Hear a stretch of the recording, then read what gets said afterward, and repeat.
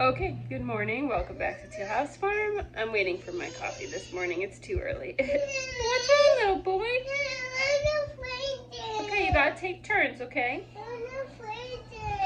The little ones got up really early this morning, like 5:30, and I sent them back upstairs because that was too early. I was actually already up. I'd just gotten up. I was gonna get ready for the day, and they came downstairs, and I was like, nope, go back to bed. So they are, but now they've had breakfast, and they're doing a freeze dance on the TV, which, if you don't know what that is basically like a YouTube video, but it's got music, and they're supposed to freeze and do silly things. It keeps them active for a little bit when it's raining, because they can't go outside and play, and it's raining. But anyway, today's task is still the stupid fence for our sheep. So I think my videos are going to be uploaded out of order. So not our last video, but the video before our last video, most likely. You saw me work really hard to try to get our off-brand fence charger to work, because that's the only fence charger that they sell. They only sell that brand at Tractor Supply, which is the farm store. It's in the town nearest to us. We really like Parmac chargers. Those are a really good brand charger. We've had one for years and years. It worked great. It broke this year. That is our fault, not a comment on the quality of the charger, because you're really supposed to have nice electric fence chargers protected from the weather. They wear out sooner. We don't really have a good way to do that because we don't have a real nice barn or anything like that. And so it was just stored under a 5-gallon bucket turned upside down. And we had it like 4 or 5 years, and finally, like, the weather got the best of it. So anyway, we last year we bought off-brand charger, because that's what they sold at our local store. I bought an expensive one too. This was not a cheap one. It was almost $300. And we used it for our poultry field. It gave great readouts on the poultry fence, so we thought we were happy with it. Kept having some sort of predator get in and get our birds at night. Couldn't catch the predator. Basically gave up on using poultry fencing, started free ranging our birds again and putting them up in a lock type coop at night.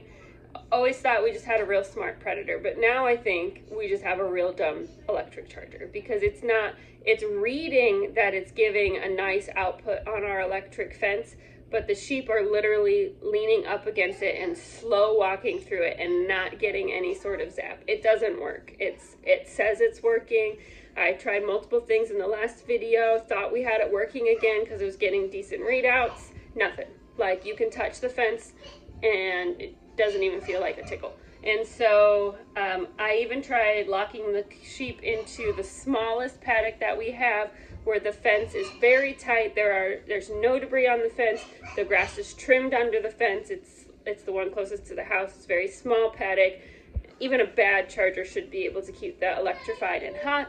Again, sheep walk right up to it, touch it. I can touch it. Doesn't feel like a thing.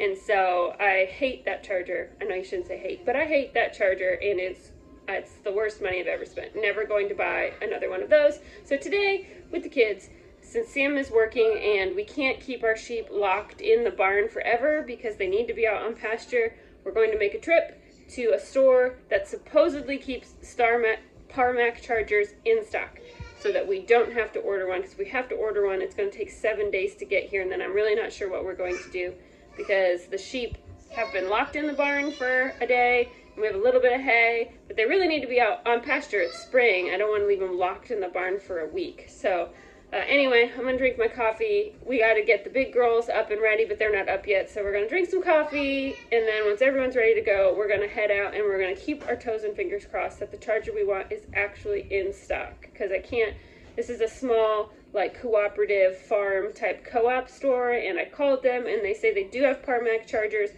but I don't know that they have the exact one that I want, the largest one. They said they have several in stock, so we're gonna go drive out there and hope that they have the one that I want.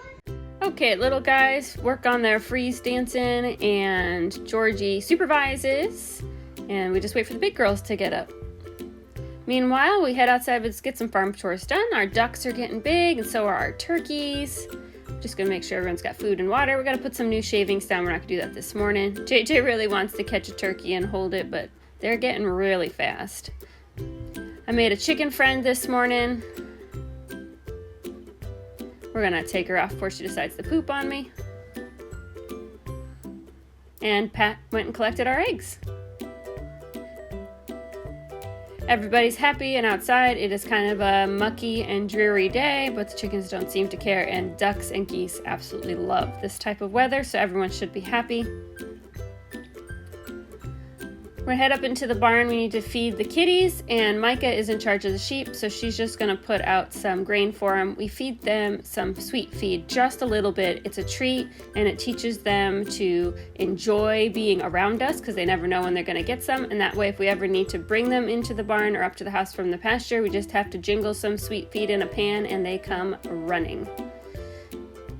Outside of this little bit of feed, the sheep are just on the pasture all day. So I know that's not technically grass-fed, but I think it's pretty darn close.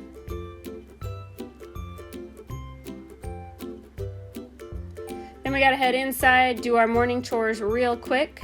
Everybody's got something that they're in charge of doing, including Mom, and then we get loaded up in the van, and we're gonna head to town. Should be about 20 minutes to this farm store. This is a cooperative, so it's not like a store. It's kind of hard to explain, but if you know, you know. Here we are.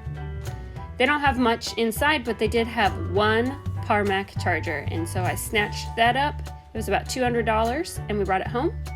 It's still raining, and so we decided we're just gonna work on school, and we'll wait till this afternoon to put that charger up when the rain stops. Ivy found some sort of random huge puzzle balloon. I don't even know where that came from.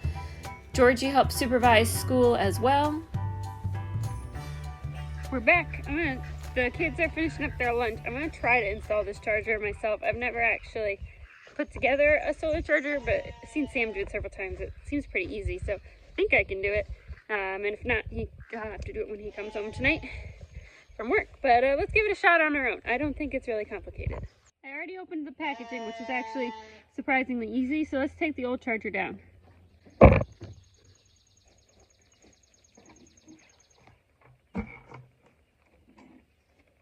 Also super easy. Just got to disconnect it from the wires here. Also super easy. Okay.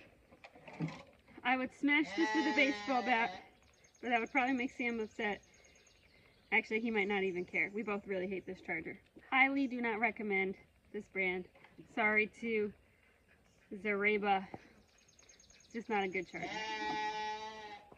I think we're gonna try to hang it up the same way. It's just a hook made out of some electric fence wire, the solid wire. I don't know if we call that tinsel. I don't really know, but there's hooks in the back here. Just gonna hang the hooks up and then hang this off the T-post. For now, we are gonna try to install the charger inside eventually. I think we have an idea about how to make that happen. That'll help it last longer. Okay, and then we have to get our metal wires. So the black one's the ground one, and we look on here and it says ground. So if my theory is correct, you take the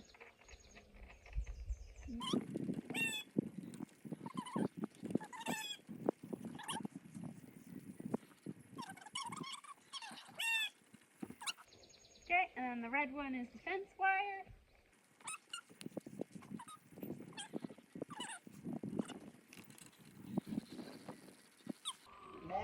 I think that's it.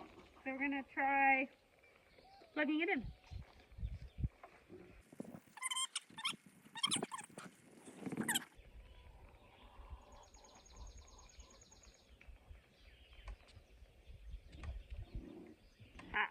All right, let's see what the reading says. All right, the sun's making this hard. It says 11.4. I realize that on the phone it's really hard to read. Maybe I can do that. Maybe that'd be better. There you go. 11.4. I don't hear any zap, like something is touching the ping, and the number is really consistent, which is good. Should mean that it's going all the way around. So we're gonna go ahead and let the sheep out. They are ready to go out. I know.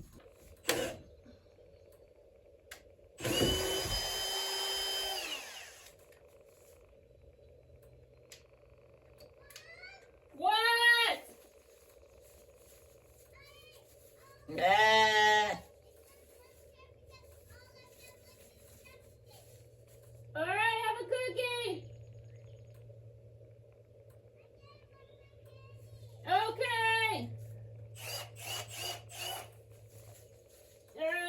the bit. Alright, well, hopefully we have another one.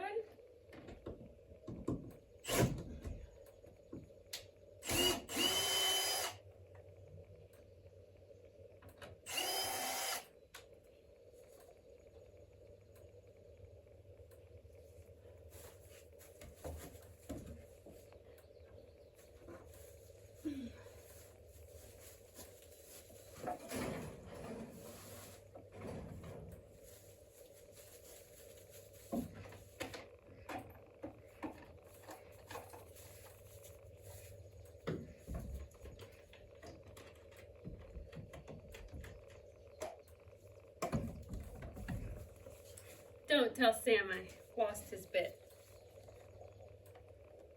I do not see it. Now we just wait for them to test the fence. I'm gonna try to kind of hang outside for a little bit. They like to get through right here.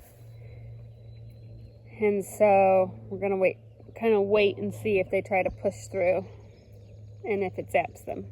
It's probably like waiting or watching a kettle boil. Have you ever heard that saying? Watched pot doesn't boil. Watched sheep don't try to escape out of fences. Oh.